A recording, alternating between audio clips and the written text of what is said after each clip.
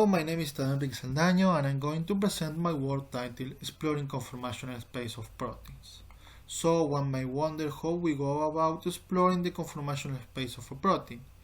For that, we generate a set of new structures randomly, and each new structure is generated as a combination of independent structural distortion in the direction of each of the normal modes. First, we choose a structure as initial conformation, for example the Apo conformation. Then we use the program ring to define interaction network and we perform a normal mode analysis to this structure. Then start the generation, selection and optimization of the new protein structures displaced in the direction of the X normal modes. Thereafter, two different strategies are followed to select one structure from the set as the new reference. In the unbiased version, we select as the new reference the structure with the largest RMSD respect to the initial one, and in target version we select the structure with the smaller RMSD respect to a target, for example holo conformation. In order to improve the performance of the method, we have another criteria to select the modes to distort the reference structure. We use a participation number of modes.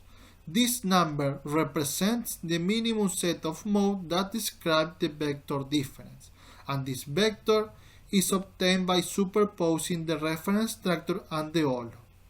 We call this strategy unbiased plus participation number.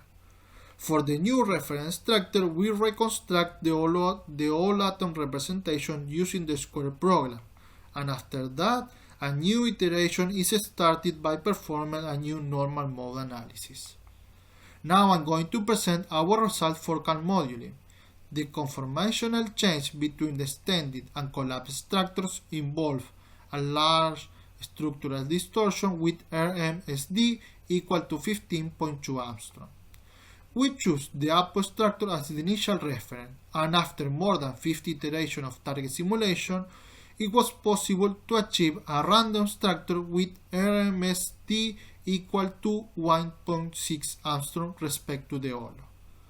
We performed 25 unbiased simulations starting from the same Apo structure by using different random seed. The x-axis represents the RMSD value of the random structure versus the Apo, and the y-axis represents the value versus the holo structures. We were able to achieve a structure with RMSD of 3.2 angstrom respect to the holo. We compare the structure for unbiased simulation with 160 nmR model of these proteins. Values of RMSD are pointed out in black.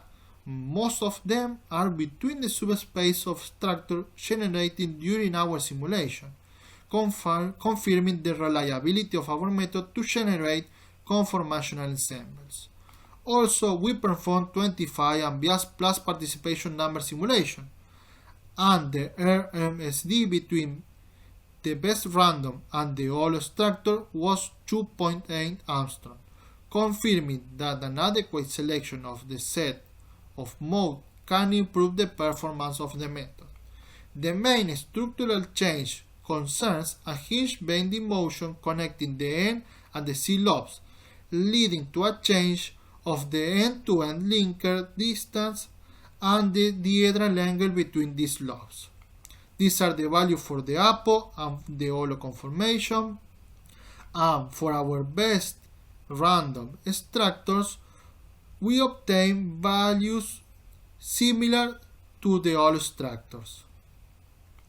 In conclusion, we have presented a new iterative procedure to explore conformational space of proteins based on their equilibrium dynamic at room temperature. Two different strategies have been tested. On one hand, the target strategy allows to find a conformational path that concerns an initial chosen structure and a final target one. On the other hand, the unbiased strategy explores the conformational space for the initial chosen structure without any further guide direction. We think that the simplicity of the method, together with its flexibility in terms of the number and the type of normal mode selection, and the information provided as a guide for conformational space explorations makes this methodology a suitable way to explore the conformational multiplicity of proteins. For more detail, you can see our article. To finish, I would like to thank my colleagues in the research group led by Professor Sebastián Fernández Alberti, also to our collaborator in these works, and special thanks to my university and to CONICET.